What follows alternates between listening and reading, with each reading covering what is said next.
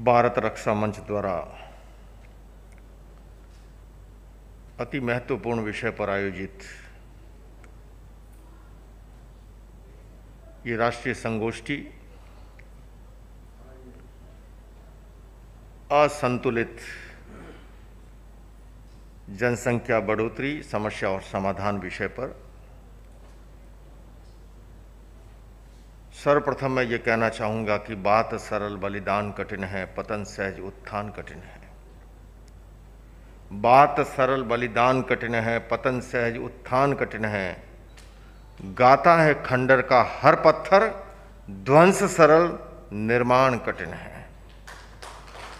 सचमुच में भारत रक्षा मंच जो अलग जगा रहा है, जो कार्य कर रहा है, मेरी दृष्टि में वो समाज के निर्माण का, उत्थान का, राष्ट्र के उत्कर्ष के लिए बहुत जरूरी है। बंधुओं और बहनों, हमारा महान भारत देश महान भारतीय संस्कृति, उसकी अनगिनत विशेषताएं हैं और जितनी तारीफ की जाए गौरव की अनुभूति होती है।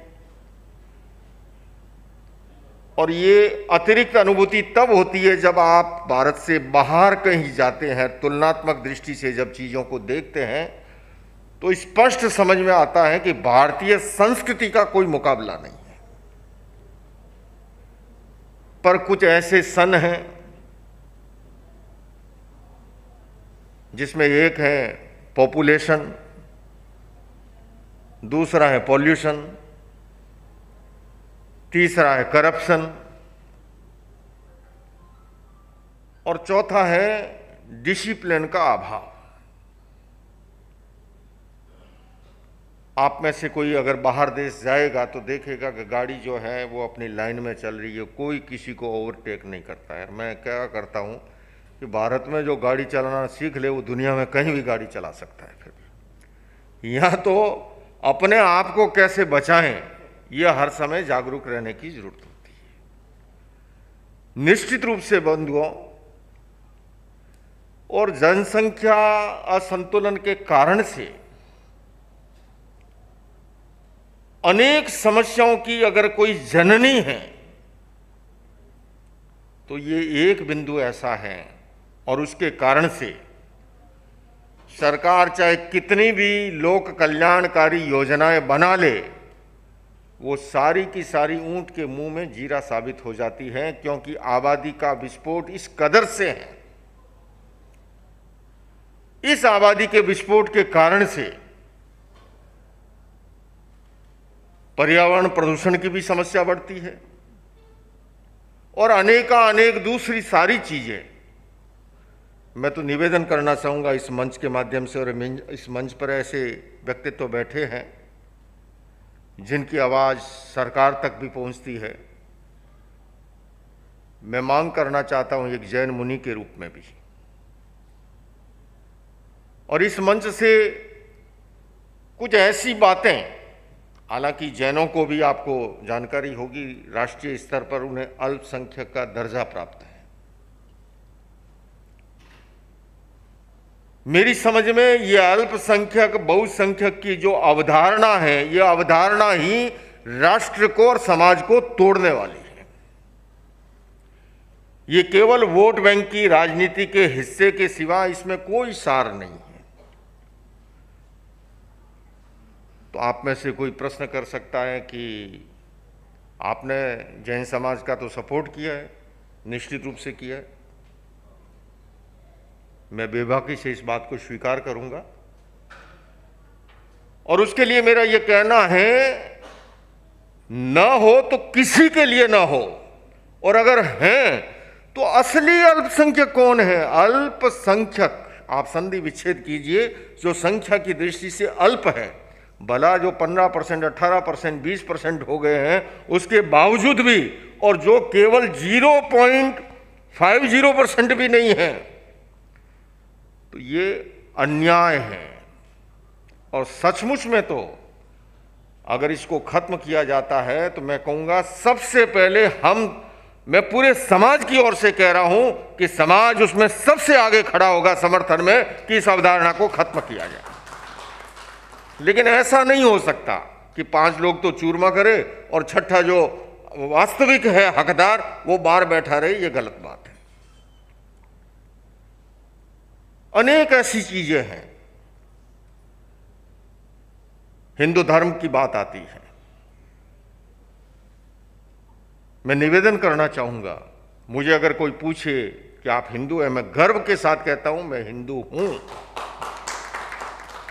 क्योंकि हमारे यहां हिंदू की परिभाषा जो है संकुचित कभी नहीं की गई। चाहे आप सुप्रीम कोर्ट की परिभाषा ले लो, चाहे राष्ट्रीय स्वयंसेवक संघ के मोहन भागवत जी अनेक मंचों से कहते हैं।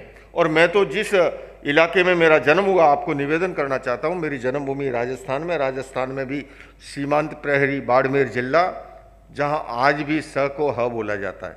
सासू जी को हाउ जी कहते हैं, शाल को हाड़ कहते हैं, शीरा को हीरा कहते हैं।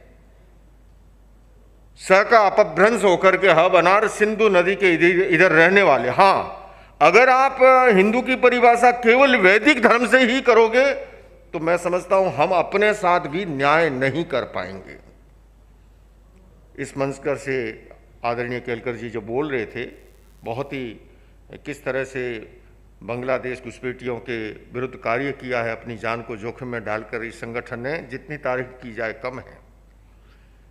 किंतु मैं हिंदू समाज की संगठन के लिए, उसकी बढ़ोतरी के लिए ये भी कहना चाहूंगा कि हिंदू का अर्थ केवल इतना सा नहीं है, बल्कि मैं निवेदन करना चाहता हूं, आज मन की पीड़ा भी व्यक्त करना चाहता हूं कि जब जब भी जैन के किसी संकट आए उस समय भी उतना ही साथ खड़ा होना चाहिए, क्योंकि जैन हिंदू है।